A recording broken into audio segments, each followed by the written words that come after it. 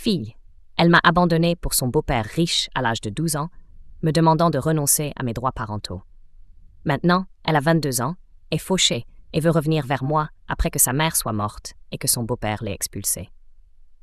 Mon ex-femme, alors âgée de 41 ans, et moi, âgée de 45 ans, nous nous sommes séparés il y a 12 ans. Elle a trouvé du réconfort dans les bras d'un homme riche. Désolée, je ne pouvais pas le dire d'une meilleure façon. Elle était une femme au foyer, mère au foyer. Elle n'a jamais été intéressée par le travail ou à gagner de l'argent. Elle voulait rester à la maison et s'occuper de la maison et de notre fille après sa naissance. Bien que mes finances soient serrées, je ne l'ai jamais forcée à travailler. Je travaillais 2 emplois et je gagnais suffisamment pour mettre un repas décent sur la table. Toutefois, mes revenus ne pouvaient pas couvrir le style de vie luxueux qu'elle souhaitait. Je ne vais pas entrer dans les détails de ma relation avec mon ex-femme. Ce poste concerne Lara. Je pourrais parler de mon ex-femme dans un autre poste. Quand Lara avait 10 ans, mon ex-femme m'a avoué qu'elle avait couché avec un homme riche. Elle a déménagé le même jour et nous avons demandé le divorce. Nous sommes devenus les coparents de Lara.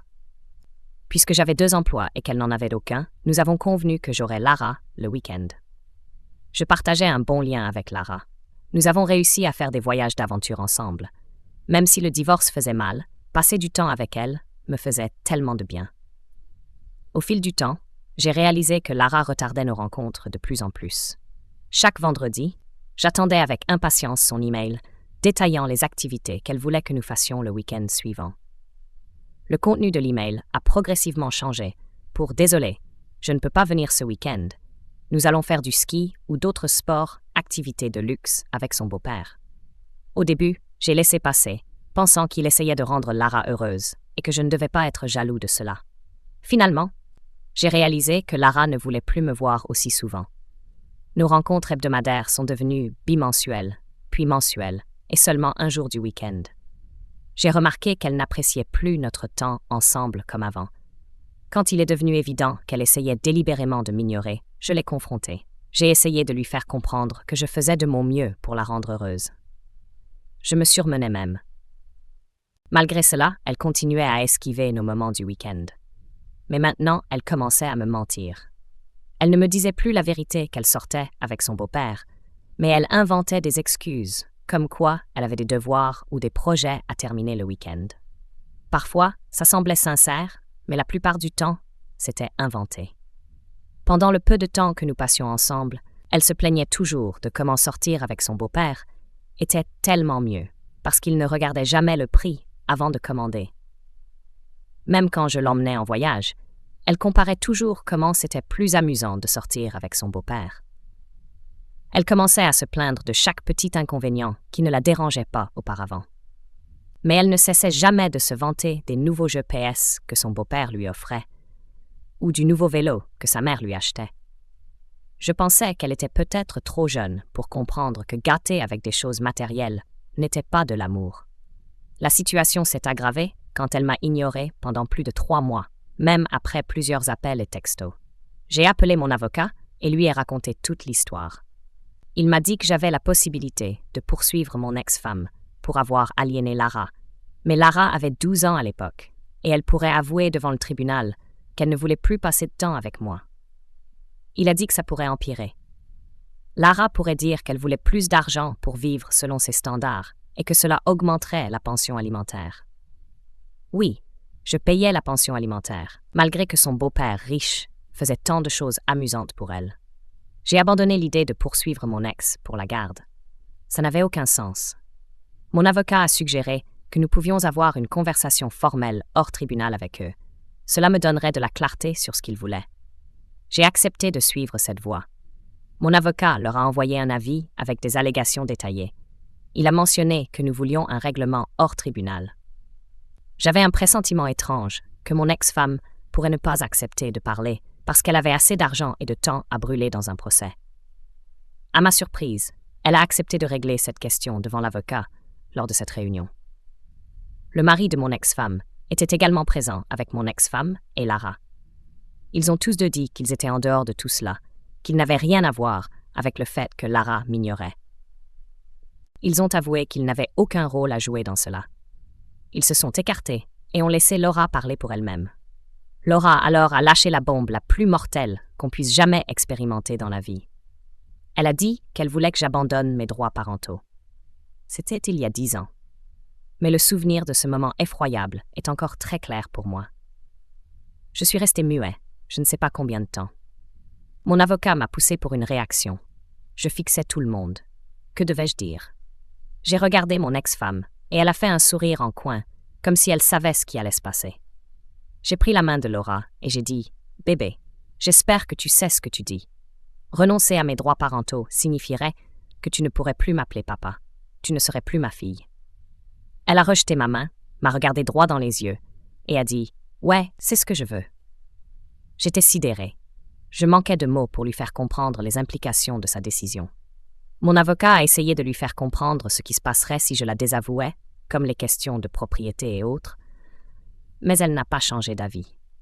Elle s'est tournée vers son beau-père et a demandé « Une fois qu'il me désavoue, tu pourras m'adopter comme ta fille, n'est-ce pas ?» Il a hoché la tête avec de grands yeux. « Bien sûr, chérie. » Les mots ne peuvent pas décrire l'amertume que j'ai ressentie à ce moment-là. Mon monde s'est effondré. Pour dire le moins, j'ai perdu mon but dans la vie. Après avoir été trompée par ma femme pendant 15 ans, le seul rayon de soleil dans ma vie était Lara. Elle était la seule à qui je me raccrochais. Après mes 2 emplois épuisants, je ne sortais avec aucune femme, même après 2 ans de mon divorce. Ni je n'avais le temps, ni je ne le voulais.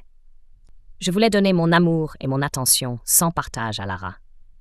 C'est ce que j'ai eu en retour. Elle voulait se débarrasser de moi. Ma condition était si pathétique que je ne pouvais pas penser clairement. Mon avocat a demandé du temps pour leur répondre. Je suis sûre que mon ex et son mari ont dû passer une nuit satisfaisante après m'avoir vue dans un état aussi vulnérable. Mon avocat m'a ramenée chez moi après qu'il soit parti. J'ai pleuré comme un bébé pendant des heures dans ma maison vide. Toutes sortes d'émotions jaillissaient de mon cœur. J'ai appelé mes parents et leur ai raconté la demande de Lara. Ils étaient absolument pétrifiés. Ils se sont précipités pour me consoler. Mes parents particulièrement. Ma mère était très proche de Lara. Elle s'était occupée d'elle pendant plus d'1 an. Ma femme avait dû subir une intervention chirurgicale et elle était alitée pendant 1 an.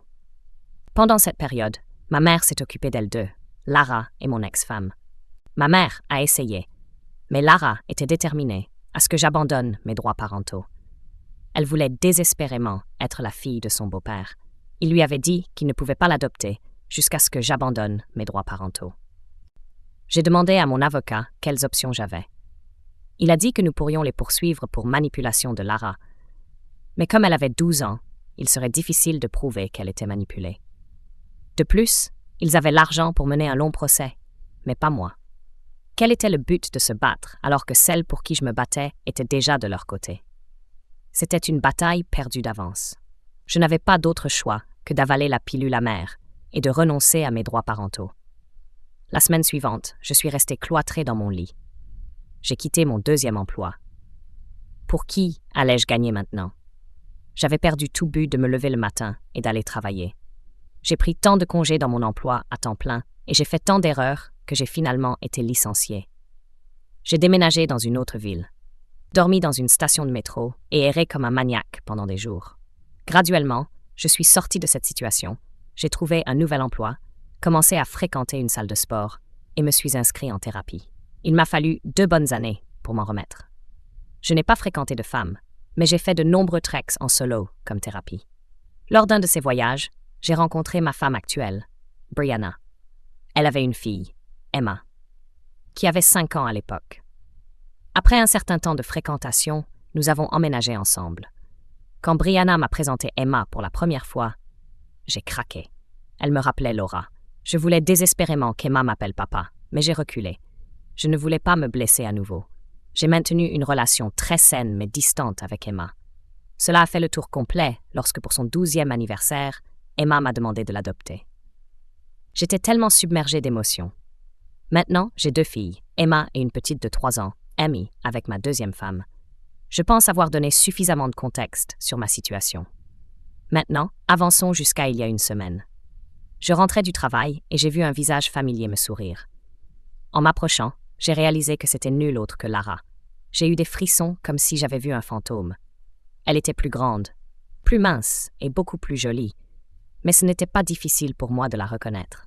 Elle a couru vers moi et m'a enlacée en disant « Papa, je suis ta fille Lara, enfin je t'ai trouvée. » Je l'ai regardée avec des yeux vides et j'ai dit « J'ai 2 filles, mais ce n'est pas toi. » Avant qu'elle ne puisse dire quoi que ce soit, j'ai commencé à m'éloigner. Elle m'a suivi, mais je me suis retournée et lui ai dit « Arrête de me suivre, sinon je vais te dénoncer. » Je ne l'ai plus vue après ça. Le lendemain, elle est apparue chez moi. Dès que j'ai ouvert la porte, elle a dit « Je suis désolée. Je sais que tu es en colère contre moi, mais écoute-moi. Maman est morte et papa, je veux dire, mon beau-père a ramené sa maîtresse à la maison. Il m'aime plus comme avant quand maman était vivante. Il m'a coupé financièrement et dit que je dois maintenant gagner mon propre argent. Quand j'ai insisté, il a dit qu'il allait me désavouer. J'ai écouté son discours et j'ai répondu d'un ton neutre. Et alors ? Elle a commencé à me supplier pour une autre chance. J'ai crié pour qu'elle sorte et j'ai claqué la porte au nez. Elle est ensuite allée chez ma mère et s'est excusée auprès d'elle. Elle a réussi à manipuler ma mère avec ses larmes. Et maintenant, ma mère veut que je me réconcilie avec Lara pour le bien de la famille. La douleur qu'elle m'a infligée ne me permet pas de me réconcilier avec elle. Suis-je un salaud? Mise à jour 1. Pour répondre aux commentaires, certains d'entre vous ont demandé si mon ex-femme était une chasseuse de primes pour juger si c'était elle qui avait manipulé Lara ou si cela avait quelque chose à voir avec moi. Alors voici un bref contexte sur mon ex-femme. Nous sommes sortis ensemble pendant 2 ans avant de nous marier. Pendant que nous sortions ensemble, elle servait dans un bar local. J'étais un habitué là-bas et c'est ainsi que nous avons commencé à nous fréquenter. Elle vivait avec une collègue. J'avais un emploi à temps plein et je vivais dans un studio. C'est alors que j'ai trouvé un autre emploi, économisé plus et acheté une maison pour l'accueillir. Nous nous sommes mariés et elle a quitté son emploi. Pendant les 6 à 7 premières années de notre mariage, elle était heureuse et satisfaite de mes revenus. Mais ensuite, elle a commencé à se plaindre que ses amis avaient des maris qui gagnaient beaucoup plus qu'elle. Elle me disait même en face qu'elle aurait dû attendre plus longtemps pour trouver un mari plus riche, au lieu de se contenter de moi. C'était offensant, et nous nous disputions souvent à ce sujet. Évidemment, je ne pouvais pas rester là et encaisser toutes ces conneries.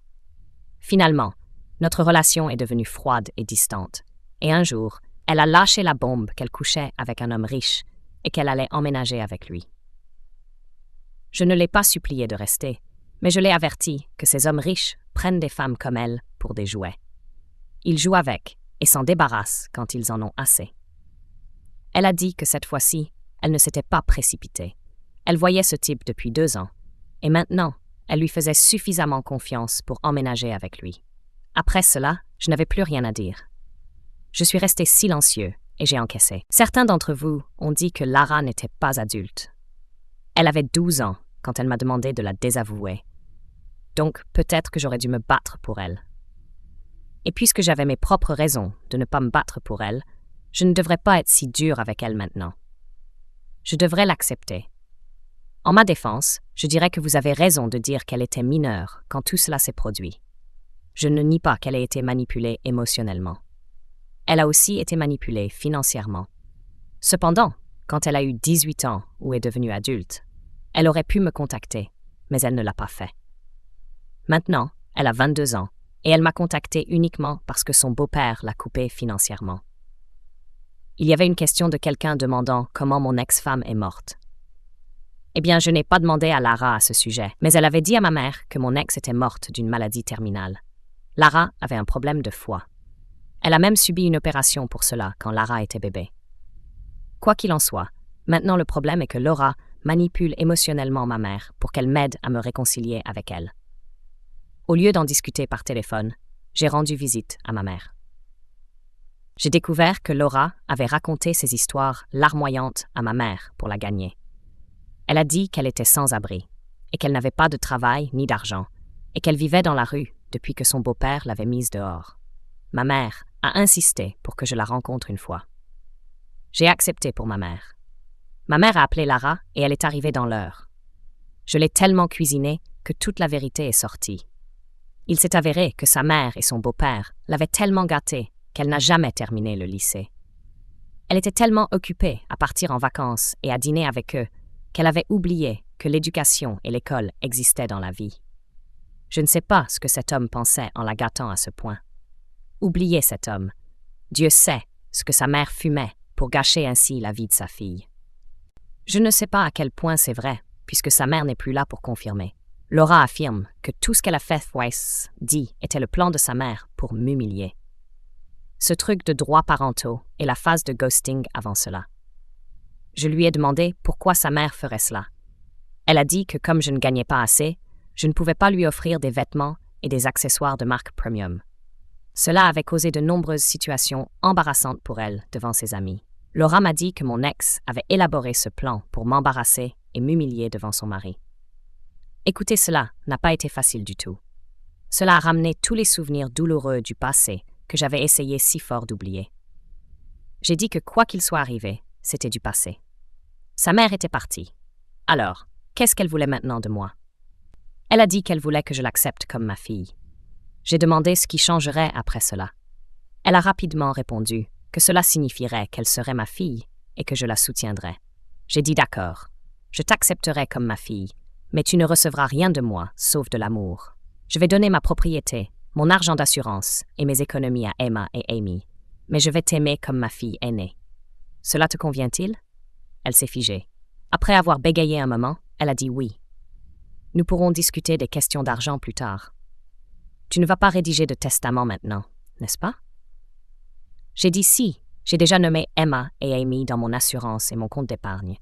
J'ai aussi acheté une maison dans la nouvelle ville que j'ai donnée à ma deuxième femme, Brianna. Je ne vais pas changer cela pour toi. Si tu es d'accord avec ça, alors apporte ce document que j'ai signé pour toi, renonçant à mes droits parentaux, et je demanderai à mon avocat d'en rédiger un autre, annulant le précédent. Elle a dit oui, bien sûr. Elle est restée silencieuse pour le reste du temps. Ma mère lui a offert le dîner, mais elle est partie en disant qu'elle avait quelque chose à faire. 2 semaines se sont écoulées depuis, et elle n'a pas montré signe de vie. J'ai signalé cela à ma mère. C'était uniquement une question d'argent. Depuis que je lui ai dit que je ne lui donnerais pas d'argent, elle s'est retirée. Quelle merde inutile elle est. Mise à jour 2. Je vous l'avais dit, c'était une question d'argent. Et oui, c'est le cas. Il y a 2 semaines, Laura est revenue chez ma mère. Notez que cela s'est produit 4 mois après notre dernière conversation. Elle avait l'air misérable avec des yeux rouges et bouffis, entourés de cernes sombres. Elle avait des éruptions cutanées partout sur le corps, peut-être dues à la consommation d'une substance allergène. Elle pleurait et suppliait pour de l'aide. Elle voulait de l'argent de ma mère.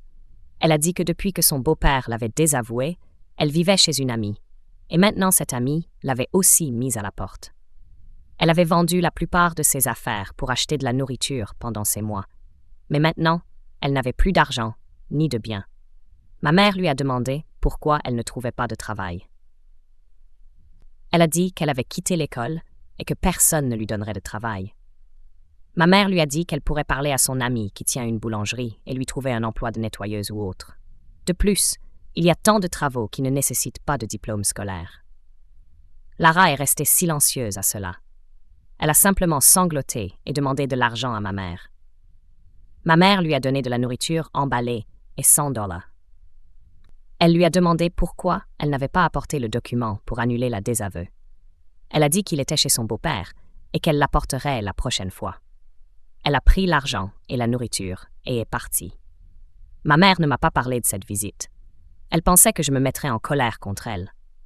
Il y a 3 jours, Laura est revenue chez ma mère avec la même histoire larmoyante. Ma mère lui a demandé ce qu'elle avait fait de l'argent. Elle a dit qu'elle l'avait utilisé pour acheter de la nourriture. Ma mère lui a demandé ce qu'il en était du travail. Elle n'a pas donné de réponse claire. Cette fois, ma mère ne lui a pas donné d'argent. Ma mère a dit qu'elle n'avait pas d'argent ni de nourriture en surplus. Elle lui a juste donné une miche de pain. Elle l'a prise et était sur le point de partir quand ma mère lui a demandé si elle avait changé d'avis à propos d'être ma fille. Elle a répondu « Quel est l'intérêt d'avoir un père s'il ne va pas me donner d'argent? Il a tout donné à ses enfants mendiants. » Ma mère était stupéfaite de ces paroles. Ma mère l'a chassée et l'a menacée de ne plus revenir chez elle. Ma mère m'a immédiatement appelée et m'a parlé de ces 2 visites. Je me suis effectivement mis en colère contre elle pour l'avoir aidée la première fois. J'ai demandé à ma mère d'être prudente en répondant à la porte la nuit. La façon dont ma mère a décrit l'apparence de Laura me fait penser qu'elle est en mauvaise compagnie. Elle peut représenter une menace pour ma mère, car elle vit seule depuis la mort de mon père l'année dernière. Nous allons obtenir une ordonnance de restriction contre elle au cas où elle reviendrait et causerait des problèmes. Aujourd'hui, je suis allée chez ma mère. Je suis sortie voir si je pouvais trouver Laura dans les environs, mais je ne l'ai pas vue. Je vais rester ici pendant une semaine. Je ne sais pas quoi faire, mais je me sens triste pour elle. Si ce qu'elle a dit à propos de mon ex est vrai, alors mon ex est allé trop loin pour m'humilier. Et en faisant cela, elle a ruiné la vie de sa propre fille. Et si Laura ment à ce sujet, alors elle paie déjà le prix de sa méchanceté. Quelqu'un a commenté sur mon dernier post que tout le monde a le droit de faire ses propres choix, et que Lara n'était pas malveillante pour avoir choisi son beau-père plutôt que moi, mais qu'elle avait simplement fait le mauvais choix. Je suppose que vous avez raison. Elle a fait un choix il y a 10 ans, et maintenant elle doit vivre avec pour toute sa vie.